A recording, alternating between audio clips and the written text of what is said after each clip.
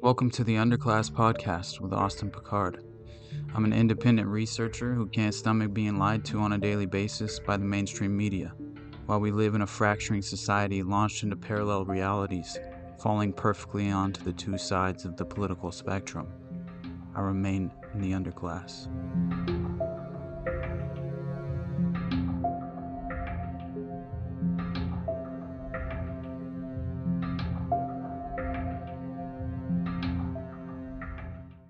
Ron Paul once said, "Truth is treason in an empire of lies." The underclass is for everyone with an appetite for truth, no matter the consequence. Episode 1, we're going to be diving into the origins of one of the most unbelievable covert operations in American history, Operation MKUltra. By now, it's become necessary to know and understand the espionage technique, limited hangout, the art of war, know your enemy. Limited hangout, in the words of former special assistant to the deputy director of CIA, Victor Marchetti, quote, spy jargon for a favorite and frequently used gimmick of the clandestine professionals. When their veil of secrecy is shredded, they can no longer rely on a phony cover story to misinform the public. They resort to admitting, sometimes even volunteering, some of the truth, while still managing to withhold the key and damaging facts in the case. The public, however, is usually so intrigued by the new information that it never thinks to pursue the matter further. Keep this technique in mind while we consider the key architects of MKUltra disclosure. In December 1974, there was a New York Times report authored by Seymour Hersh with major claims of illegal domestic operations conducted by the CIA during the 1960s. In direct response to this incriminating report, a commission was formed. The United States President's Commission on CIA Activities within the United States was established on January 4, 1975 by President Gerald Ford, who then appointed none other than Vice President Nelson Rockefeller as chairperson to lead the commission, which consisted of a few notable members, including future President Ronald Reagan. The commission very quickly gained the moniker the Rockefeller Commission and issued a single report in 1975. The final report was heavily edited, excluding many of the Commission's findings by White House personnel.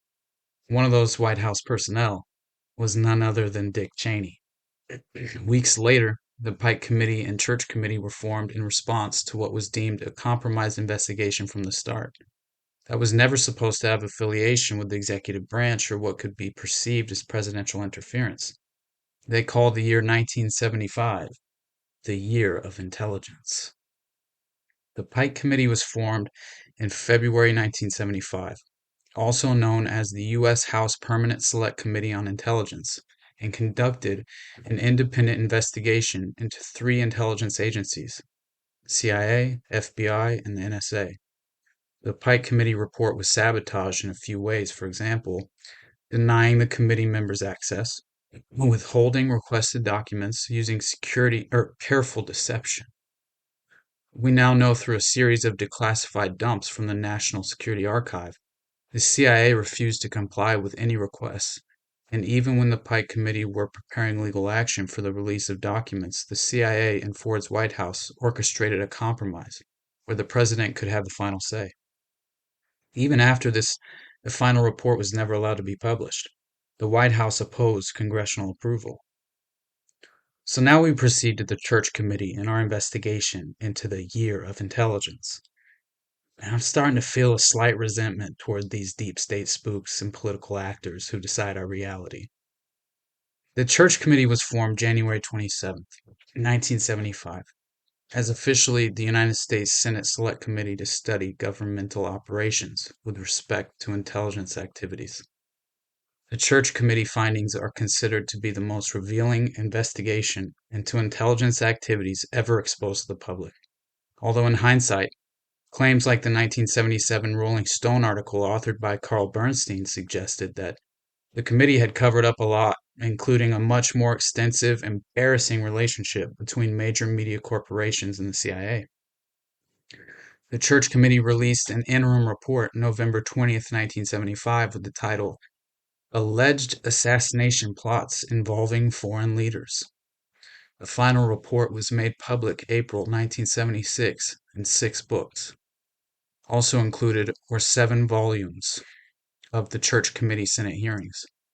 When the committee called acting CIA Director William Colby to testify in the Senate hearings, President Ford did all he could to intervene on the agency's behalf.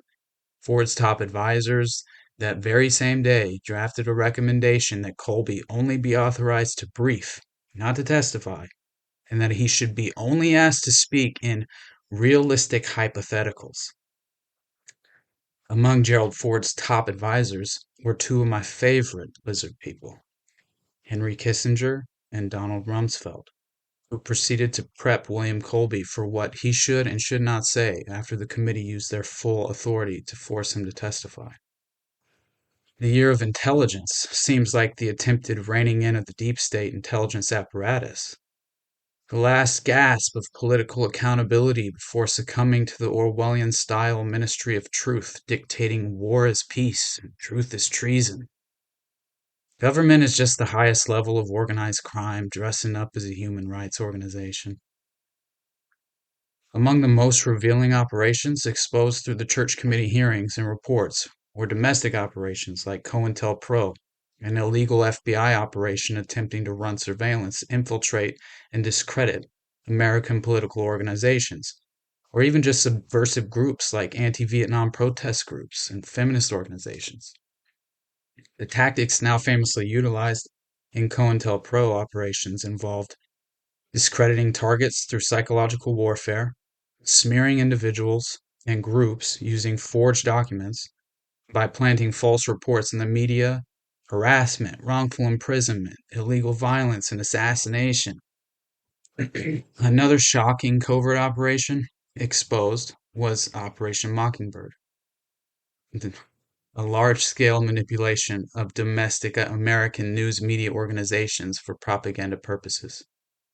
William Casey, CIA director from 1981 to 1987, has a rather damning quote attributed to him.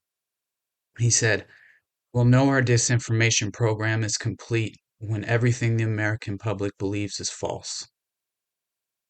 According to esteemed researcher Eustace Mullins, student of Ezra Pound, the CIA has had publishing companies under their thumb for many years and have been publishing around 200 books a year in order to consistently control the narratives of public discourse in America.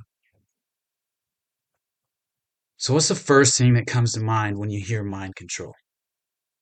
Is it Sirhan Sirhan? Charles Manson?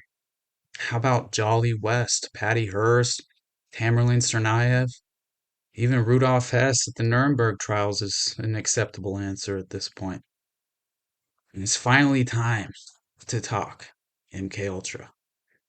According to the CIA's own internal documents, the agency spent more than an estimated amount of $10 million conducting chemical, biological, and radiological investigative methods of mind control as part of MKUltra, CIA's broad experiment on unsuspecting American civilians.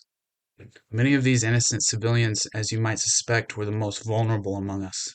And once the project was underway in April 1953, they started immediately dosing up prisoners, prostitutes, drug addicts, mental patients with LSD. And one agent was quoted saying, "We targeted people who could not fight back. No informed consent was given or necessary under MKUltra, a clear violation of the Nuremberg Code." CIA's claim is that early on their efforts were focused on using the LSD to forcefully brainwash a foreign intelligence operative into defecting. But we came to find the real goal was to figure out which combination of drugs and technique could achieve the complete takeover of a subject's mind. Very quickly, they started experimenting with a plethora of different drugs: sodium pentothal, mescaline, psilocybin, heroin, morphine, scopolamine, and many others combined with different tactics like sensory deprivation, electroshock, forced isolation, hypnosis, and sexual abuse.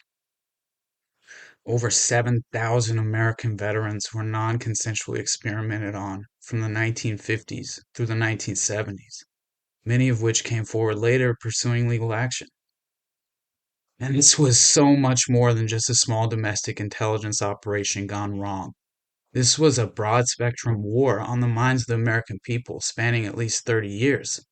Hypnosis and false memory syndrome became recurring tactics all throughout MKUltra. One of the most famous figures tied to these methods of mind control was a man by the name of Dr. Louis Jolyon West, who worked under CIA chemist and head of the MKUltra program Sidney Gottlieb. Better known as Jolly West, has been a favorite when it comes to cameo appearances in some of the most pivotal cases in all of modern American history. We can do a quick rundown of the top 5 greatest hits for Mr. West. We have Jack Ruby, Charles Manson, Jim Jones, Timothy McVeigh, from the Oklahoma City bombing, and Sirhan Sirhan, known for firing shots at RFK the night he was assassinated. Sirhan Sirhan's defense attorney Lawrence Teeter claims he still believes that Sirhan was operating under MKUltra mind control techniques when he shot at RFK. Both the prosecution and defense had trained hypnotists put Sirhan in a trance on the record during the trial. His defense team's most recent appeal claims Sirhan was subjected to sophisticated hypnoprogramming and was not in control of his actions during the committed crime. Sirhan is widely considered to have been a prime candidate for the infamous technique psychic driving, a system of brainwashing made famous by Dr. Ewen Cameron, who received direct funding through MKUltra Subproject 68 and outsourced MKUltra to Canada, where he carried out the Montreal experiments from 1957 through 1964 for behavioral modification research. According to official sources investigating MKUltra, many of Dr. Cameron's patients were at the Allen Memorial Institute of McGill University for common medical problems such as postpartum depression or anxiety disorders, and were then subjected to his driving technique and placed into drug-induced comas for weeks at a time. Some of the reports showed his victims forgetting their parents and thinking their interrogators were their parents. According to the journalist Stephen Kinzer, in an interview with NPR during the early 1950s, the CIA had secret detention centers in American-controlled areas all over Asia and Europe, mainly Japan, Germany, and the Philippines, where they avoided criminal prosecution and tortured many expendables, was their term, using these very same techniques. It's becoming quite clear that this project is much more broad in scope than we ever would have expected. MKUltra had more than 149 sub-projects and at least 185 researchers at American and Canadian institutions. This was already considered illegal covert action against the domestic citizenry. Even in the CIA's very own charter, domestic activity is off limits. But the implications of experimenting on foreign citizens as well would be considered an act of war, violating international law. And the New York Times called it a secret 25-year, $25 million effort by the CIA to learn how to control the human mind. Now, we return to our friend, Jolly West, who is known for his work in 1952 when 83 American pilots, Korean POWs, were brought back to the States and the Army brought in a team of scientists that included West. There, he gained his initial credibility with the higher-ups in the agency by using his techniques to deprogram the POWs who had made claims of being responsible for spraying the Korean countryside with biological chemical weapons. After being deprogrammed, they renounced their claims under false confessions. Allen Dulles, director of the CIA by this time in 1952, had seemingly become convinced by Richard Helms and Sidney Gottlieb, who at the time held the positions of CIA's Chief of Operations for the Directorate of Plans and head of the Chemical Division of the CIA's Technical Services Staff, that mind control operations were the future. After the Watergate scandal, June 17, 1972, Richard Helms, who had by this time rose to the position of CIA director, ordered Sidney Gottlieb to destroy all MKUltra papers And in January 1973, the technical services staff shredded countless documents. After the Hirsch article in the Times exposed MKUltra as front-page news, in 1974 the corrupt investigations began, most of them doomed from the start, if they were even acting in good faith to begin with, due to the CIA's complete destruction of its files. As records became available, they were redacted. The congressional testimony of the witnesses were a joke, most of them forgetting basically everything during the time of their supposed involvement. Reportedly, fewer than 6 agency brass were aware of MKUltra during its entire 20-plus year history. Very compartmentalized. The project was so highly classified, John McCone, successor to Allen Dulles as CIA director, was appointed in 1961 and was never even informed of the existence of the project until 2 years later. The Justice Department in 1976 investigated Sidney Gottlieb's destruction of the MKUltra files, but according to the New York Times, the investigation was quietly dropped, and when Gottlieb was called to testify before the Senate in 1977, he would only do so if he received criminal immunity. None of this led to any federal investigation into the 185 researchers, the 80 institutions, or 44 colleges and universities implicated in the only documents that weren't destroyed. The CIA still maintains to this very day that all MKUltra experiments have been abandoned. Many others believe that due to the public disclosure, the agency was forced underground into black budget funding operations in order to continue the research unabated. It's safe to say we've barely even scratched the surface of what was one of the worst examples of government overreach in all of American history. The implications alone seem to reflect an all-encompassing agenda of complete control of a population. If even a fraction of these things were true, the entire concept of the role of government in this country should be brought into question. There are many more rabbit holes we will fall down in the upcoming episodes, continue our deep dive into the key architects of this dark agenda of control. But we should never forget, in the era of information warfare, silence is acquiescence. We'll end with 2 quotes from an inspirational savage, Dr. Gonzo himself, Hunter S. Thompson. Politics is the art of controlling your environment. I learned a long time ago that reality was much weirder than anyone's imagination.